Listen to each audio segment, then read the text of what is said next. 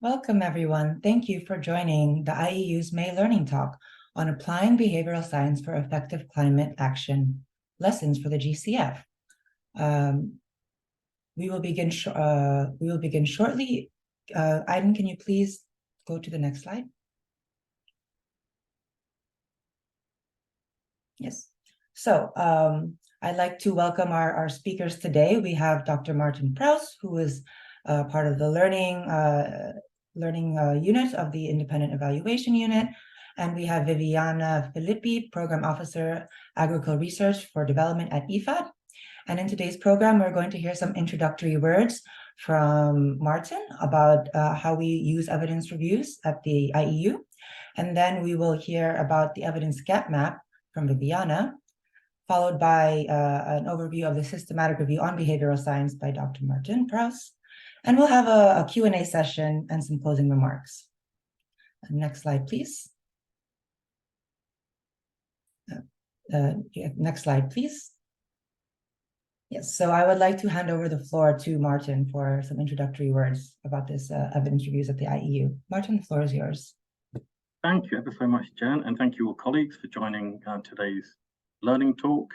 It's great to have Viviana on the call from IFAD, and we look forward to hearing more on the EGM. So thank you ever so much for joining, Viviana.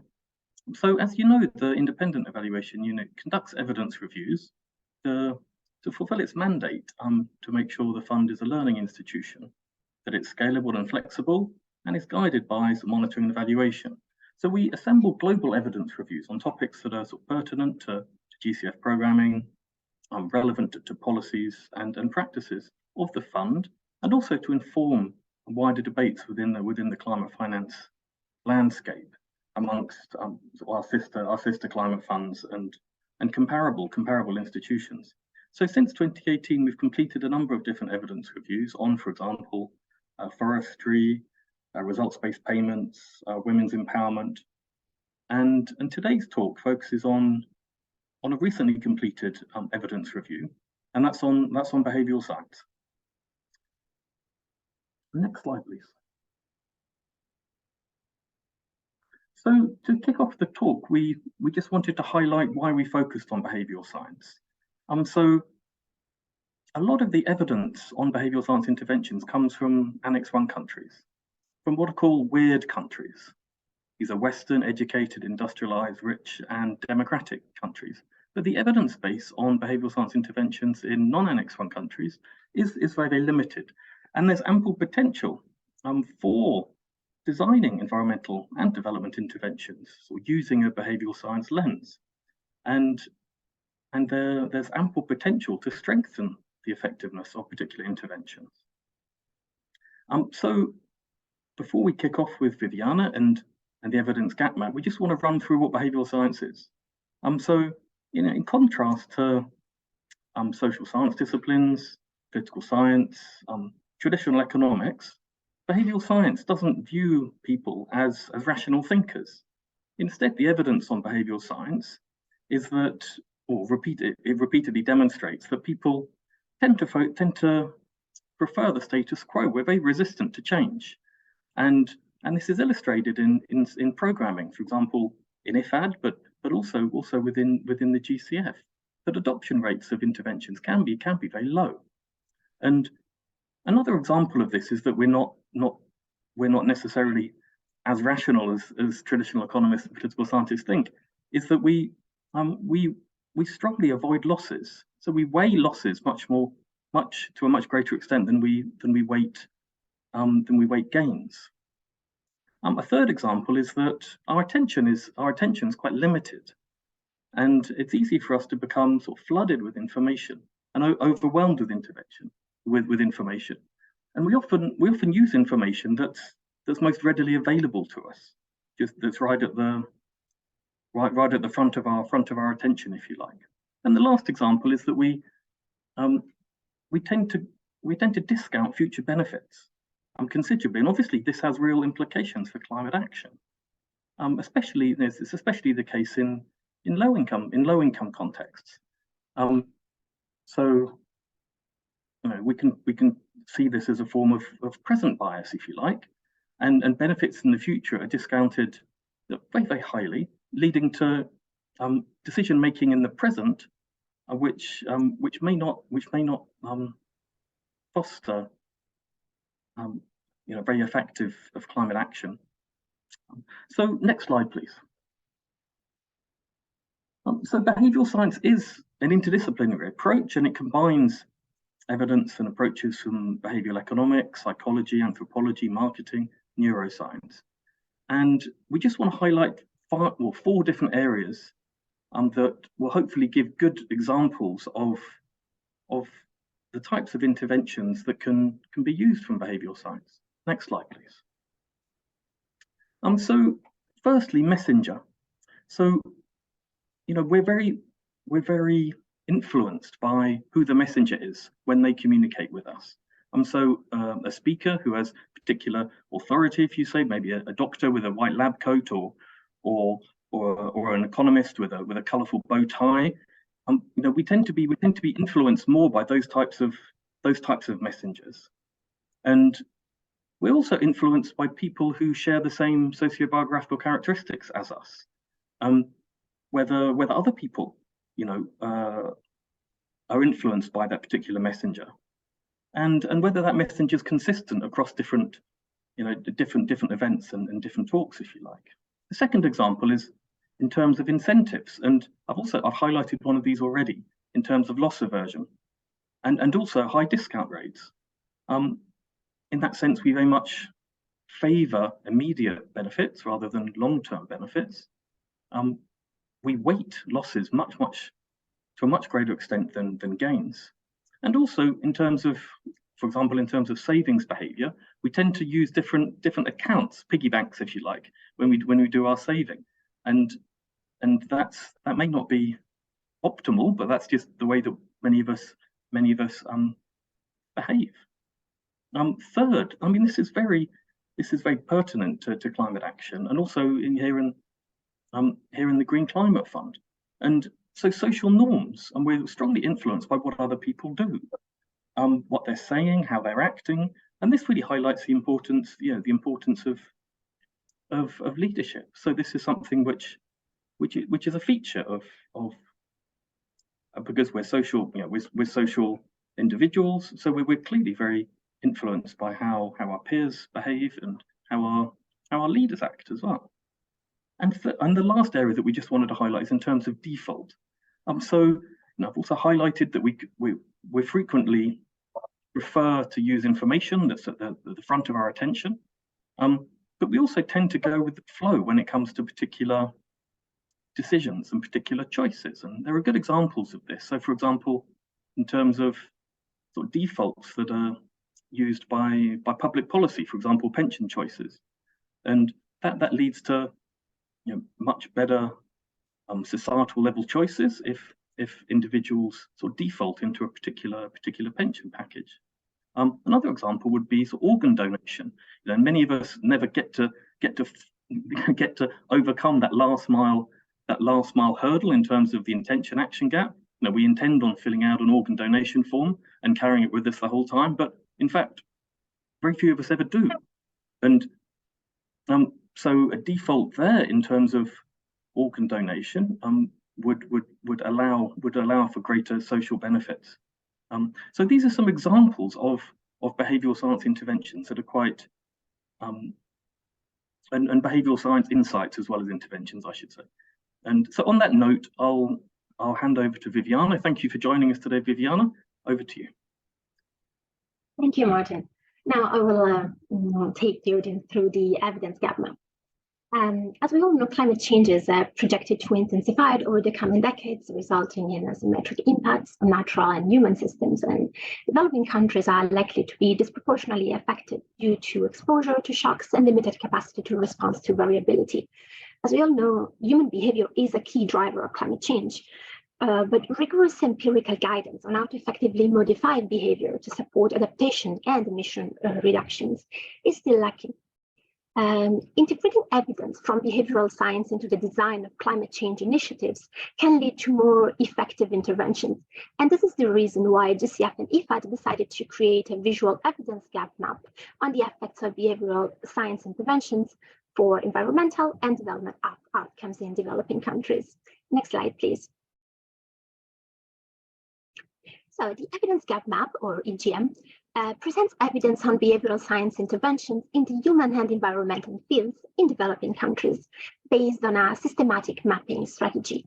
In this slide, you can see a screenshot of the interactive platform, which provides a visual overview of the evidence volume of impact evaluations and systematic review for each intervention outcome combination. The EGM interfaces allows users to access individual studies and to create customized maps by filtering the evidence base according to any attributes of interest. The EGM follows an intervention outcome framework as a tool to structure and visualize the evidence based in a matrix format articulated in rows that represent the behavioral intervention categories and columns that represent the impact of these interventions on knowledge uptake and use, behavioral outcomes, human development results, and impacts, namely mitigation and adaptation. Next slide, please. Here we see the PICOs, the methodological approach adopted to define the inclusion criteria in the PICOs framework. And now we will go through each letter of the PICOs acronym to have a better understanding. Regarding the population, the EGM focused on behavioral science intervention studies in non-Annex 1 countries of the Kyoto Protocol, as Martin said, that are essentially developing countries. Regarding the intervention, behavioral science intervention informed by empirical research with the goal of encouraging pro-social behaviors. And the EGM included studies delivered at any administrative level to any type of beneficiary and to any type of actor. Regarding the comparison, the EGM only considered evaluation studies with a treatment group exposed to the intervention and a control group that received either no treatment, treatment as usual, placebo, or a pipeline treatment. For the outcomes, as we will see in the theory of change, the study reviews knowledge outcomes, uptake and use, outcomes, behavioral outcomes, and development results and impacts. It will be clear, it will become clear later on. So studies were included, provided they show at least one intervention, at least one outcome.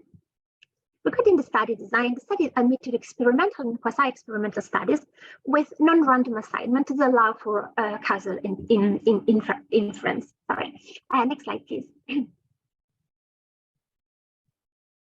So here you see a visual representation of the theory of change, and the purpose of the theory of change was to inform the types of intervention included in the EGM. And indeed, if we read the theory of change horizontally, we see it is divided into three distinct parts: behavior, development, and impact. Under this section, main behavior, we see how behavioral science intervention lead to behavioral results through 5 behavioral mechanisms of change. The theory of change is articulated in 2 intervention levels, because the outputs of the behavioral intervention leads to activities that provide inputs for the human and environmental development component. So essentially, behavioral science interventions are used to achieve desired development outcomes through causal pathways that leverage on this same intervention to encourage positive changes in behavior. Next slide, please. Here we have the PRISMA diagram that shows the search strategy that originally returned more than 40,000 records. These records were screened at the title and abstract level, and the process guaranteed screening consistency with ex post validation and double screening at title and abstract level. Eventually, 131 studies were identified to review at the full text level. After several rounds of exclusion due to irrelevant scope of intervention, study design, outcomes, population, etc., the study ended up with 84 studies, of which 82 evaluations and 2 systematic reviews. Next slide, please. And here we have some graphs that gives an idea of the distribution. The impact evaluation are relatively skewed towards Sub-Saharan Africa and East Asia and the Pacific. The majority of the studies were conducted in lower middle income countries, followed by upper middle income countries. The scale of implementation of the study is mostly focused on the household and the individual, with limited attention to firms as a unit of observation. A majority of the study included the EGM, emanate from the water, sanitation, and the hygiene sector, as well as finance sector, the energy sector, and the agricultural sector. Next slide, please. Some studies included in the EGM do not consider equity in any form, but there are 23 studies that consider equity in the form of targeting vulnerable populations, namely low-income households, and focus on the improvement of their socioeconomic status, educational level, and lastly, sex and HIV status. The vast majority of the impact evaluation used randomized control trials, with only 10% of studies applying different quasi-experimental designs. Only 16 studies reported cost data, and just 2 performed a cost effectiveness analysis. I am emphasizing this because the fact that no evidence was found on investment analysis and no cost-benefit analysis is quite meaningful. In fact, in the absence of data on the cost of an intervention, decision makers are devoid of an essential evidence base to define intervention strategies, and we found this interesting. Next slide, please. So in this map, you can see that the impact evaluation were conducted across 36 countries, with the highest concentration in Asia and South Africa. However, the study collected somehow limited evidence on behavioral science intervention in developing countries. And this is due to the fact that behavioral science is a relatively new field in developing countries and received little attention to date. The behavioral science evaluations are also complex and costly, and this could be another motivation, together with the fact that interventions are not specifically focused on studying behavior and its evidence, which gets somehow hidden in the intervention and is not always reported in studies and evidence. Next slide, please.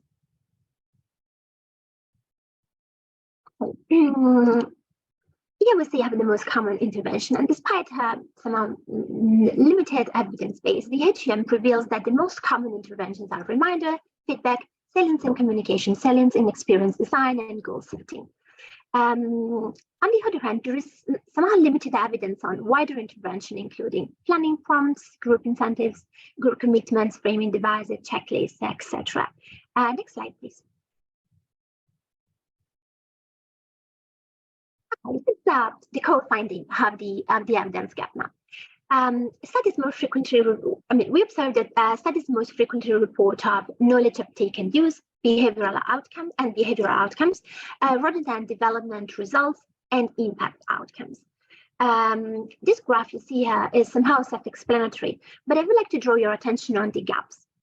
Among the behavioral outcomes, handling behavior was documented only in a few studies. While among the development results, gaps are identified in technology change, supply chain, and transport, that are all very sensitive sectors for climate.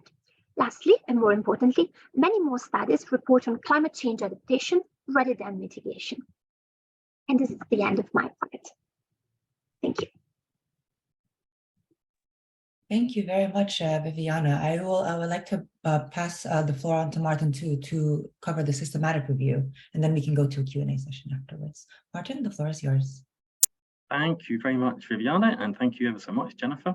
So when we completed the evidence gap map, we then focused on particular intervention outcome combinations that had a saturated number of studies, such that we could aggregate those studies, or more specifically aggregate the effect sizes within those studies, and that would increase the sample size, and that would reduce the confidence interval, so we could see whether these intervention types took place across a number of contexts, across a number of settings, and that then allows us to check whether these intervention types hold within a variety of developing country locations.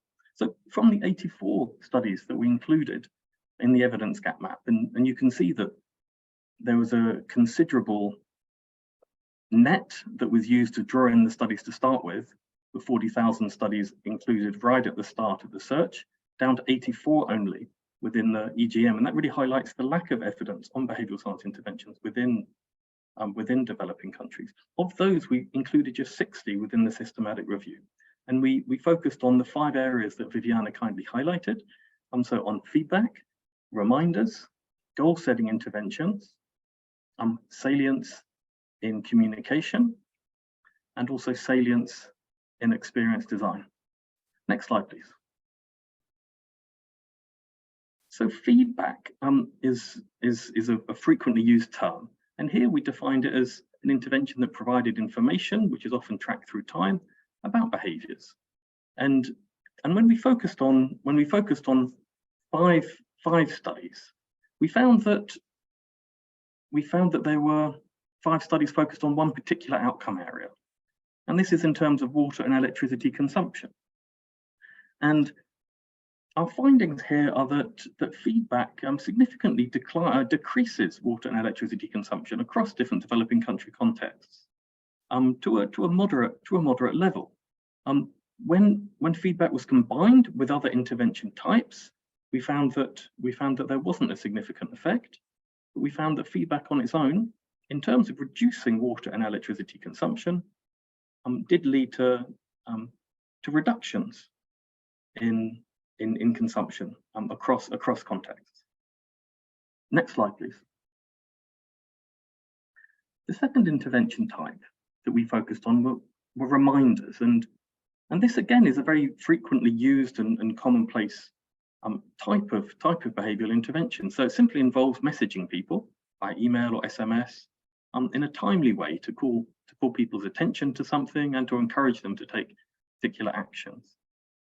So here, when we aggregated the studies, we looked at a number of different outcome areas, and we found a significant impact when we aggregated 4 studies in terms of acquisition of knowledge. When we looked at later outcomes and impacts, if you like, across improved income and livelihoods, health, forest use, and crop yields, we didn't find significant impacts. But in terms of the first step, in terms of acquisition of knowledge, we found that reminders are effective and can improve the acquisition of knowledge across contexts and across studies. Next slide, please.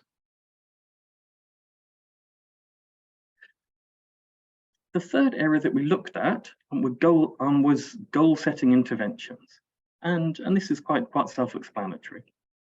And when we looked at the influence of goal-setting interventions, in this case it was 3 studies, and we found that we did not find any significant results in terms of one particular outcome area, and that was electricity consumption. For the other 2 intervention types that we focused on, that's salience in communication. So this improves the ease and accessibility of adopting particular behaviours by making information more prominent and relevant. So essentially bringing information to the front of people's attention. When we looked at the interventions in that area, we really found a diversity of not only intervention types, but also outcome areas. So we weren't able to complete any meta-analysis on that area. And the same is said for salience in experience design. So this focuses on how individuals interact with their physical or digital environment. And in that case, again, the variability, the diversity in intervention types and outcomes prevented the aggregation of effect sizes. Next slide, please. So overall, the findings from the evidence gap map and the systematic review are that straightforward behavioural science interventions in terms of feedback and reminders can strengthen the effectiveness of climate and development interventions and projects. We find that they're an effective behavioural approach, and we would argue that these types of everyday tools should receive greater attention by project developers, by those reviewing projects within the Green Climate Fund, and at the project proposal stage, at the concept note stage, and also to be considered more broadly within interventions in climate interventions and development interventions in low-income countries. And so on that note, I'll hand back to Jennifer, and thank you for your attention. Thank you so much, Martin and Viviana, for this interesting presentation. So I want to ask some questions. We heard a lot of interesting information about how the evidence gap map and the systematic review were done, but I would like to kind of bring it back to specific examples. And I'm wondering, I would like to ask this question to Viviana, if you could provide any specific examples on the use of behavioral science in climate change or EFAD projects. Viviana, the floor is yours. Thank you, Jennifer. Yeah, I'd like to take this opportunity also to speak how IFAD, starting from behavioral science interventions that were implemented in the portfolio, developed the behavioral science practitioners toolkit that I will share with you the link in the chat box shortly. So everything started with the Havanzar rural project in Peru, where IFAD started testing some specific behavioral science intervention, and then decided to systematize and develop a methodology that could be useful, for the whole house. The starting point was the observation that in this project, women were registered as farmers association members, but their engagement was somehow limited, and the project team identified as my target behavior. We wanted to have women association members attending information sessions and be more actively involved, not just having a membership. And the intervention they selected was indeed a bundling of intervention, starting with a notification to attend meetings, but also information on the venue. That was provided in advance in order to allow enough time to plan the attendance.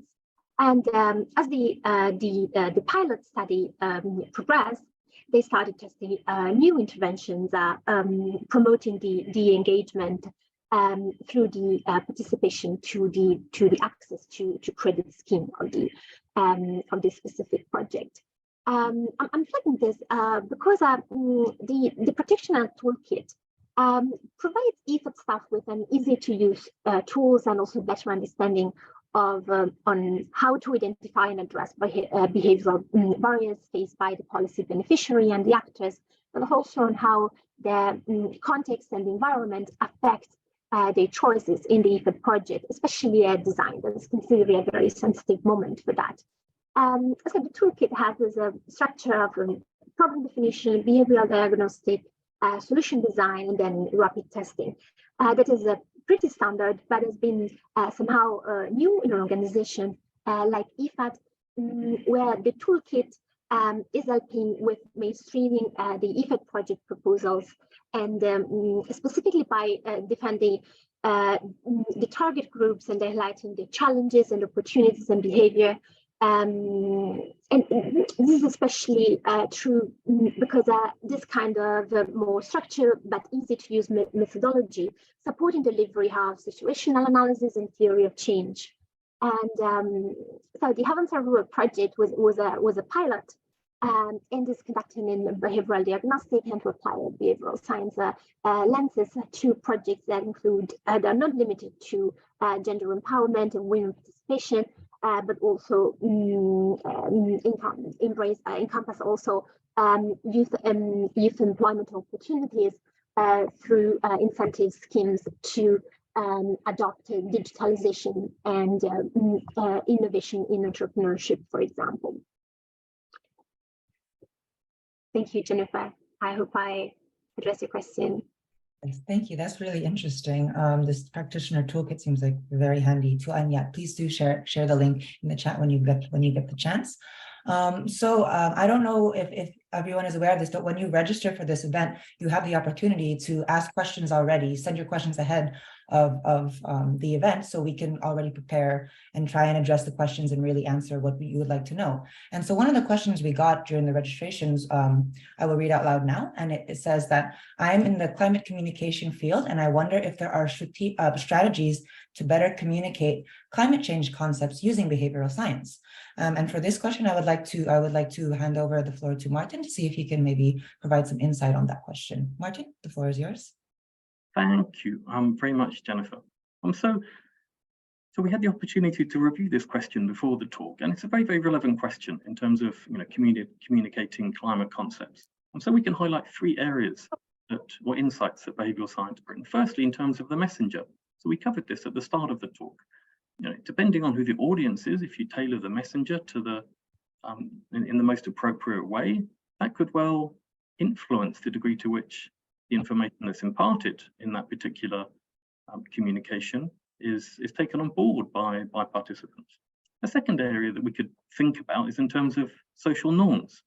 And so if you're communicating particular aspects or particular climate concepts, relating them to how groups function, making links between the particular concept and conforming to group norms, could increase the uptake of that particular communication, if you like.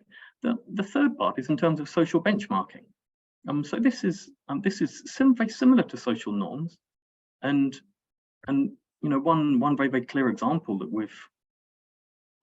we've covered in the review, but I probably haven't highlighted specifically, is just in terms of again, energy consumption, water consumption, electricity consumption. So for example, here in Songdo, we receive our utility bills each month, and we have a graphic at the top of the bill, which is a social benchmarking graphic, which compares the degree to which our usage of resources, of water, electricity, compares to the average in our block.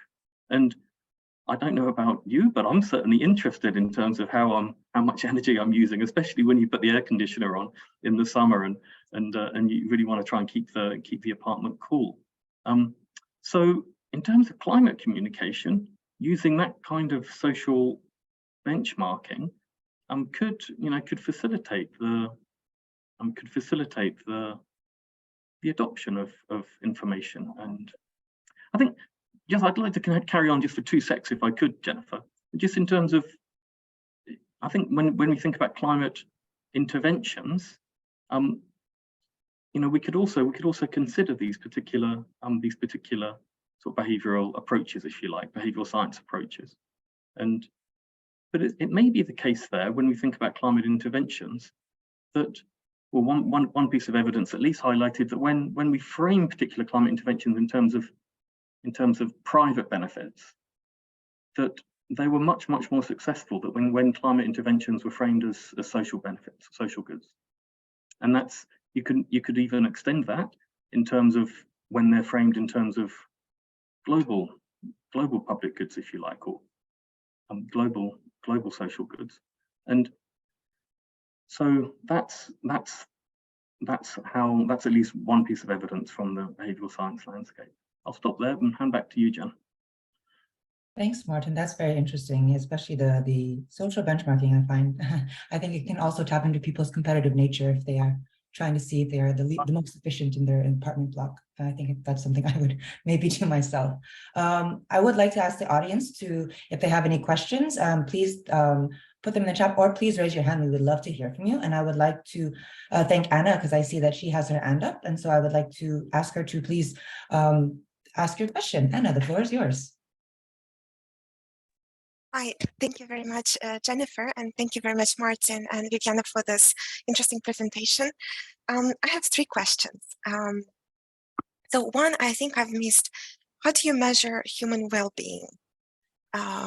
So what were the indicators for that in the theory of change that Viviana showed? The second question is, did you only look at the published articles, academic articles, or did you look also at the grey literature for the impact evaluations? That's my second question. And the third question is kind of weird, maybe, but you looked at the studies in the developing countries. But I'm wondering if there are any studies conducted in developed countries in the labs. Do we have access to those, and do they actually exist on those topics? So I'm just in general curious about that. Yeah, thank you very much. Over to you. Thank you, Anna. I think that we'll ask, I think the first 2 questions were maybe addressed to Viviana, if that was correct. Viviana, would you like to answer? The first one was about well-being. How did you define well-being was the first question. To be very frank, I'm not completely sure about what's the definition of human well-being that was used when the evidence gap map was developed, because I was not on board yet at that stage. So I fear I need to redirect this question to Martin. Regarding the grey literature, yes, it was absolutely considered, and in fact, I mean, the records I spoke about when I projected the PRISMA diagram before include also grey literature, institutional frameworks that was included. Studies in the lab. Yeah, evidently there are drug behavioral studies that are purely in experimental frameworks that are, I mean, lab-based. These are included. My sense is that in developing countries, and so in the literature covered by these studies, there was a large share of studies that are more field settings, also because of the fact that in developing countries there is more attention by international actors to operationalize interventions on the field to produce an actual impact. So studies were embedded in that kind of frameworks. I'd like Martin would like to add to and say to these questions to address Anastasia's queries. Thanks, Viviana, and thank you, Anna, for the questions. So I can respond on the first question there, just on human well-being. So in terms of the categorization, we had outcome areas that focused both on health, but also on income and livelihoods. So those were the key outcome areas that contributed to sort of improved well-being within the theory of change. I think Viviana responded on the grey literature question, and also on the approach to understanding decision making, and within often within laboratory settings. I think we need to be careful when we use the word laboratory, because typically the games that are set up to assess decision making are just using different types of common pool resource games or altruism games or sort of dictator games, where the setup is just in terms of how the participants would share a particular pot of resources. And so if for example, if the participant was gifted a particular amount, how much of that they would then share with other participants, or for example, how the degree to which participants within a common pool resource game would contribute their time to the common good compared to private goods. And so those types of games are set up, but typically these are performed, and the participants in those are typically kind of university students.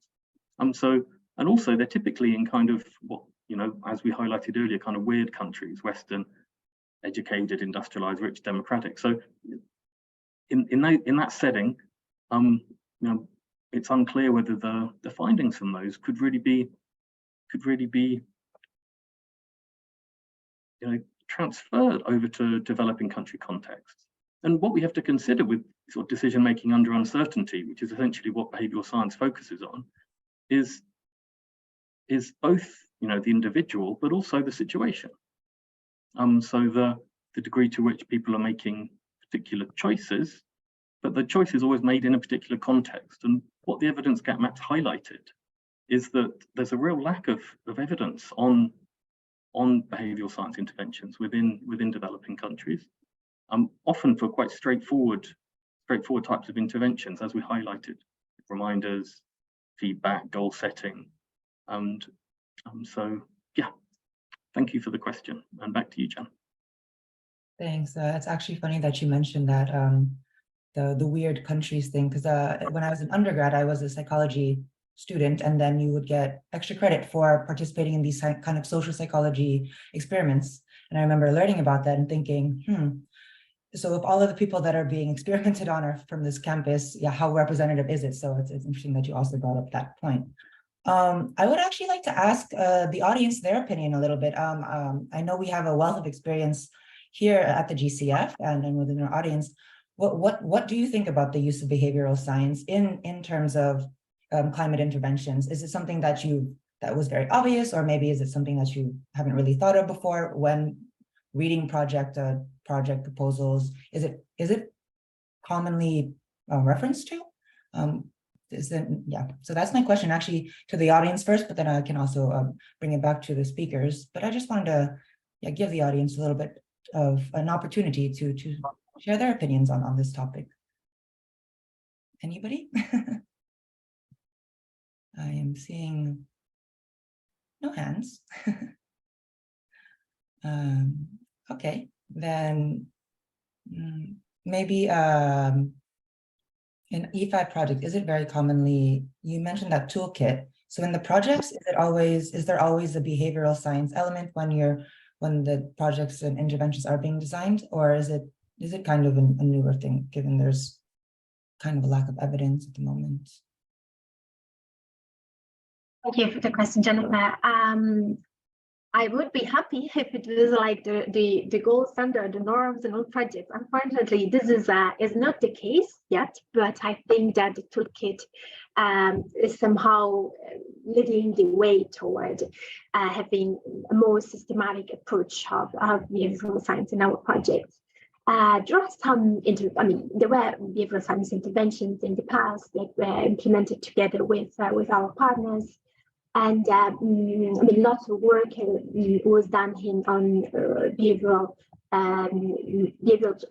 change and communication, and behavioral change approaches. But unfortunately, I have to say that in several cases, the actual impact evaluation was lacking, and that's why the toolkit was sponsored, because clearly without having a counterfactual, it's difficult to make a robust assessment of the effectiveness. But of course, there is lots of buy-in throughout the house of IFAD on the importance of using behavioral science intervention more and more, because there is I think this is part of a cultural change based on evidence-informed decision-making and how evidence should be used in order to design more effective projects and initiatives. So the benefits are plentiful. Unfortunately, convincing our country directors and country teams of how this can be impactful is a process. And as I said, it's part of our institutional cultural change. So we're working on it. Thank you. So if you have any opinions on how we could get people who are on country offices to think about behavioral science, maybe you don't want to put your hand up and speak, but if you want to leave that comment or your thoughts in the chat, that would be very helpful. And I think it'd be very interesting to hear your guys' opinions on that. I have another question then. So I was wondering, why do we observe a progressive reduction, a progressive reduction passing from knowledge, uptake, and use to impact outcomes and then development results?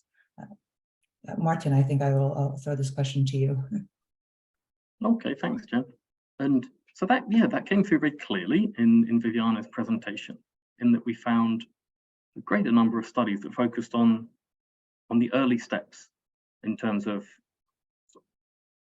adoption of uptake of information, and before coming to outcomes and impact areas. And it's a great question, because it also highlights a sort of limitation within behavioral science. So the evidence base both in developed countries, but also in developing countries, suggests that the effect of behavioral science interventions is greatest in the short term.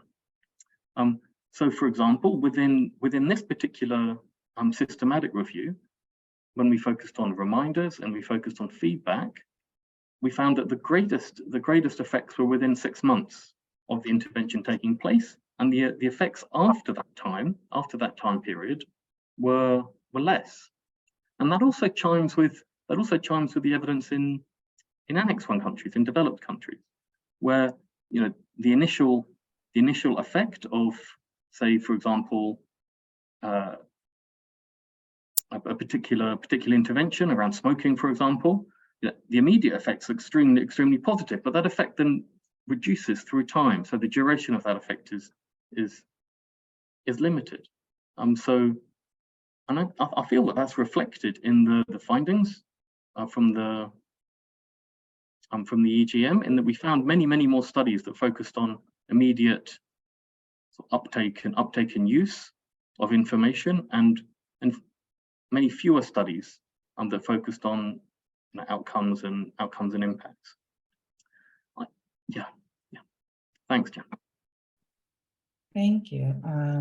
And maybe for Viviana, could you provide more details on how you decided between how behavioral science interventions should be included and excluded from the study? What were some of the exclusion criteria in the evidence gap map? Thank you, Jennifer. So essentially, when I projected the PRISMA diagram, I think that's it in a nutshell how it was done. But I would like also to add that the way behavioral science interventions were, the decision about which interventions to consider, let's say the behavioral science interventions selected commonly applied in the field and are drawn from the list compiled by the Behavioral Evidence Hub, that is a leading knowledge clearinghouse for policy relevant behavioral science. And I think it would be interesting for everybody to familiarize a little bit with which are the behavioral tools. Just my recommendations, because they're extremely easy, but can be also extremely powerful. So if you have any document or material you want to share with your audience, I think this is something we did at IFAD, and it was very, very useful because people realized that they could embed this in their in the operations in a somehow easy way. Also, during the actual implementation phase. So not necessarily a design. So the studies. The way the selection of the studies was done built on two prominent conceptualization of behavioral change that explain the mechanism of how interventions influence behavior. And these are the EAST framework produced by the Behavioral Insights team and the 4 PS frameworks for behavioral change from the Yale University. And essentially, the PRISMA projected before showed that the research strategy returned more than 40,000 records in the beginning. After removing duplicates, roughly 34,000 records were left for screening at the title and the abstract level. And to enable ex post validation of screening consistency, approximately 15% of this 34,000 plus studies were retained for double screening at title and abstract. And around 90% of these studies were screened consistently by all screeners with the repeated consistently checks, reviews at the text and the coding. So it's essentially a process that allowed to cut down to 84 and 62 for the evidence gap map and the systematic review. It was quite exclusive process, but started broad to somehow funnel this into a smaller number through a rigorous procedure that is it's usually done. Thank you, Jennifer. Thank you, Viviana. And I see a question in the audience from Corinne. Corinne, do you want to come in? Hi, Jennifer, and thank you, Martin and Viviana, for your very interesting presentations. I was just wondering if you could elaborate a little bit further on what you think explains the effectiveness of, I suppose, the most common behavioral science interventions. And then perhaps added to that, why you think some interventions that sound promising end up not being widely applied.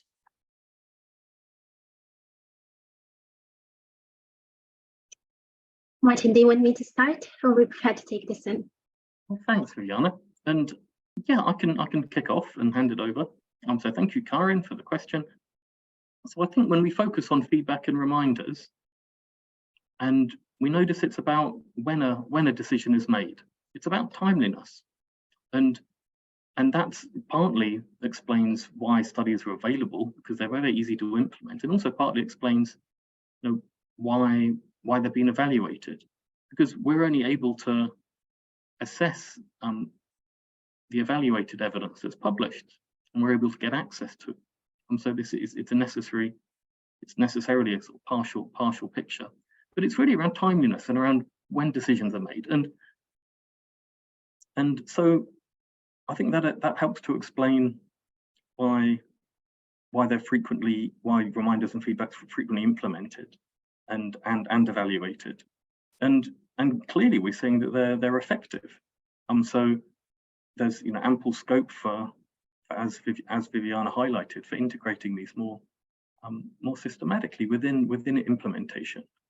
In terms of the other intervention types, I mean, for example, within our LAUTHR portfolio, which is our impact evaluation portfolio, we're working with Land Bank in the Philippines, and this is on disaster risk reduction intervention, which is focusing on early warning systems, specifically around how individuals are, the shape and form in which individuals are informed about early action protocols for the approach of hazards. And so within that particular impact evaluation, when we're working with Land Bank, World Food Programme and others, we're focusing on different forms of reminders, and whether those reminders go through conventional channels or whether they also are also distributed through alternative channels, and varying the the messenger. But this is done at the pilot stage, when the intervention is just being piloted, to see, okay, which of these different forms works best, and that can help to improve the effectiveness of the intervention.